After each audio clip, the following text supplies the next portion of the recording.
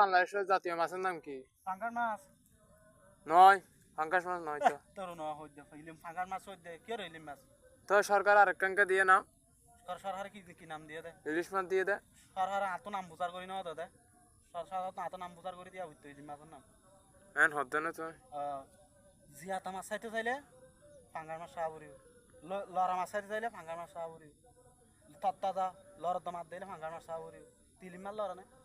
ইলিশ মাছ তো লজ্জাতে ন দেখি। কেমন মজা জিনিস ফিশারি বা লামিলে ই তো কোনো তার উঠি নেবারে টেন খাই ফেলা দে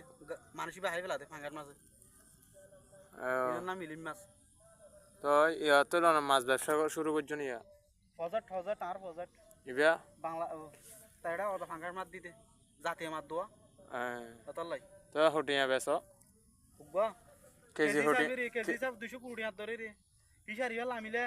বেথেলে মানুষ লামিনে মারা লামিলে ইতার টানিয়ে লগ লাগবে ইলা তো মাছ শাক গরি বেথেলে মানুষ লামিনে মারি আচ্ছা ঠিক আছে যাইতে